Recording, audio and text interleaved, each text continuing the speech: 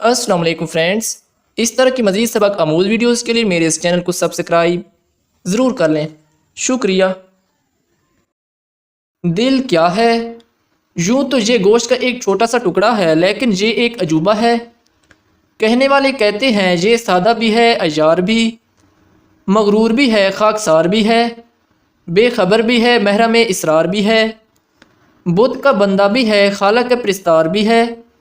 مجلس عشق میں دیکھیے تو مدہوش ہوتا ہے، عقل کی محفل میں دیکھیں تو ہوشیار بھی ہے، مسیحا بھی ہے، بیمار بھی ہے، فرما بردار بھی ہے، گنہگار بھی ہے، بے خبر بھی ہے، خبردار بھی ہے، یہ بکتا بھی ہے، خریدار بھی ہے، گل بھی ہے، خار بھی ہے، امن کا مرکز بھی ہے، برسر پیکار بھی ہے، برسر دار بھی ہے، سردار بھی ہے، طاقتور بھی ہے، لاچار بھی ہے، قتیل بھی ہے، تلوار بھی ہے، مجبور بھی ہے، مختار بھی ہے، مستحق خلد بھی ہے، دوزخ کا سزاوار بھی ہے۔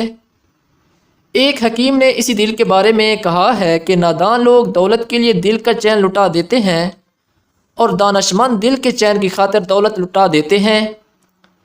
دوسرے حکیم کا کہنا ہے دوسروں کا دل جیتنے کے لیے اپنا دل جیتنا ضروری ہے۔ اگر تم نے اپنے دل پر قابو پا لیا تو دنیا تمہارے قبضے میں ہے۔ تیسرے حکیم کا خیال ہے دل کالا ہو تو گورے منہ پر اترانا بیوقوفی ہے۔ چوتھے حکیم کی رائے یہ ہے کہ بیوقوف کا دل اس کی زبان میں ہوتا ہے اور عقل مند کی زبان اس کے دل میں ہوتی ہے۔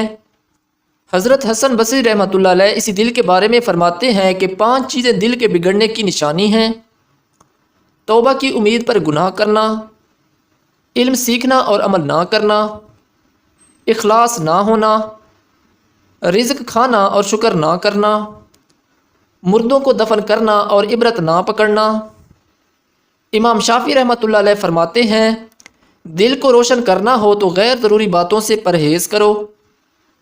امام جعفر صادق رحمۃ اللہ علیہ کہتے ہیں حقیقی تقویٰ یہ ہے کہ جو کچھ تمہارے دل میں ہے اگر تم اس کو کھلے ہوئے طباق میں رکھ دو اور اس کو لے کر بازار کا گشت کرو تو اس میں ایک چیز بھی ایسی نہ ہو جس کو اس طرح ظاہر کرنے میں تمہیں شرم آئے یا کوئی حرف گیری کر سکے۔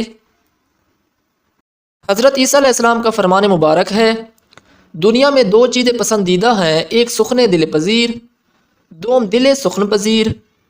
حضور اکرم صلی اللہ علیہ وسلم کا قول اقدس ہے تمہارے جسم میں گوشت کا ایک ٹکڑا ہے، جب وہ درست ہو تو سارا جسم درست ہوتا ہے، جب وہ بگڑ جائے تو سارا جسم بگڑ جاتا ہے، معلوم رہے کہ وہ دل ہے۔